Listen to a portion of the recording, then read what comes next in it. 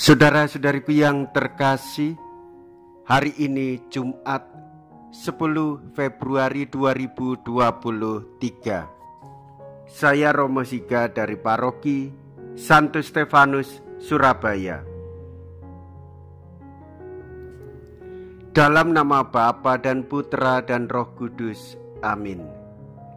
Gereja merayakan peringatan wajib Santa Scholastica, seorang perawan.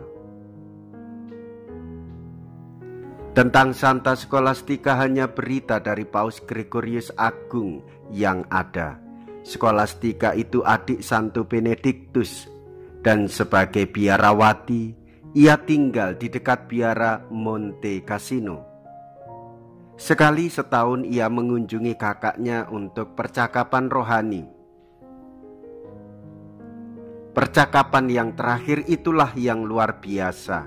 Ia mendorong kakaknya agar diperpanjang sampai semalam suntuk. Tetapi Benedictus menolak. Scholastica berdoa dan terjadilah prahara yang menghalangi keduanya meninggalkan rumah tempat pertemuan diadakan. Scholastica lebih kuasa karena cinta kasihnya lebih besar, kata Gregorius. 3 hari kemudian, Benedictus melihat adiknya dalam rupa burung merpati naik ke surga.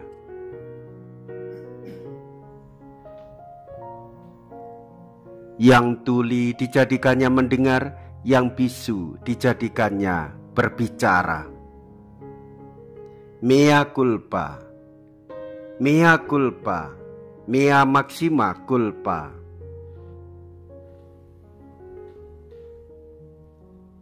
Marilah kita berdoa.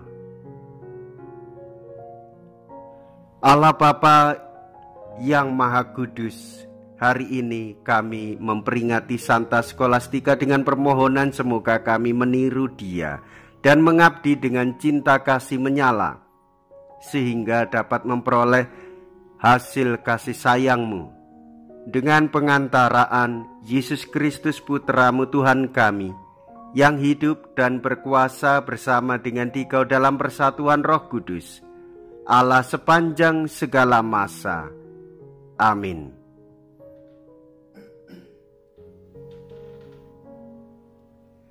Tuhan bersamamu dan bersama rohmu. Inilah Injil suci menurut Markus. Dimuliakanlah Tuhan. Markus bab 7 ayat 31 sampai dengan ayat 37.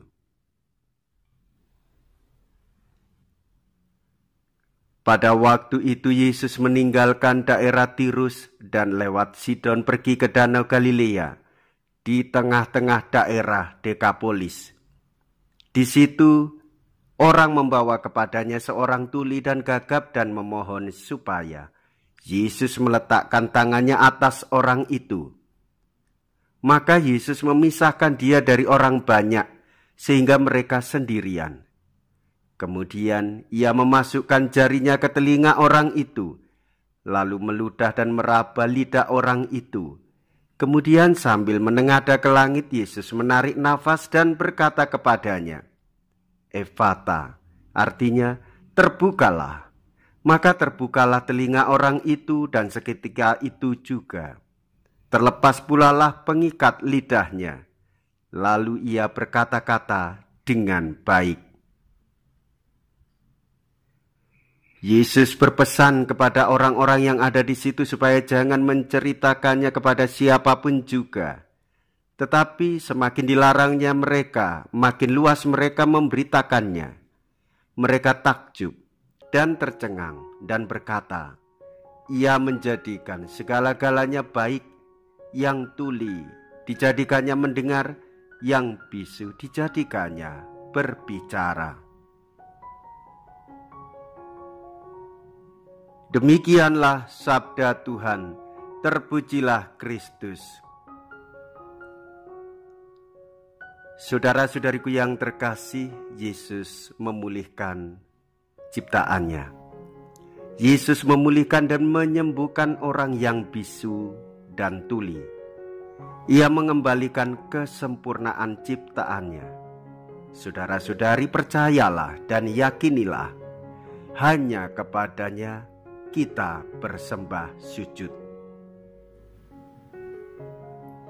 Saudara-saudariku yang terkasih, yang lebih mendalam dalam kisah ini, sebenarnya kebisuan dan ketulian itu bukan hanya sekedar bisu tuli pada alat indera, tetapi lebih pada menyangkut hati kita.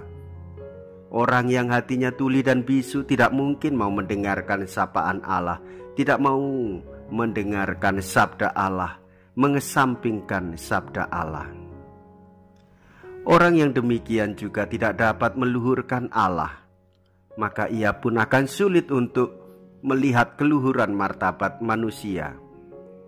Saudara-saudariku yang terkasih, mujizat itu dilakukannya hanya satu, yaitu supaya sikap bersedia memuliakan Allah. Saudara-saudariku yang terkasih, terjadinya mujizat membuat kita tergerak hati untuk mengimani, membuat kita menyadari betapa kita harus berani untuk mengubah diri, terbuka pada sabdanya. Saudara-saudariku yang terkasih, sekitar hidup Tuhan Yesus, masyarakatnya masih belum terbuka pada nilai lebih dari mujizat Yesus itu.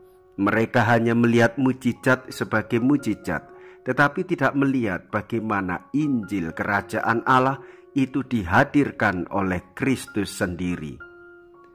Dialah Sang Putra, dialah Yesus Kristus yang memberikan keselamatan dengan membuka telinga kita semua, dengan membuka pengikat mulut kita supaya kita mendengarkan sabda Allah dan mewartakannya dengan penuh sukacita.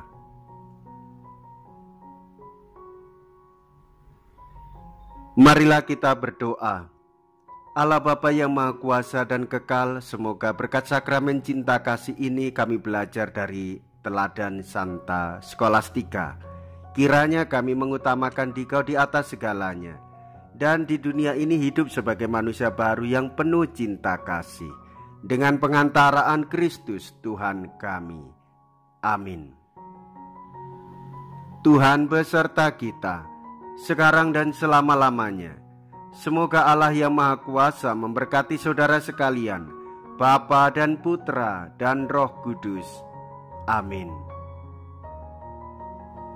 Saudara-saudariku yang terkasih, pergilah, ibadat sabda sudah selesai. Syukur kepada Allah.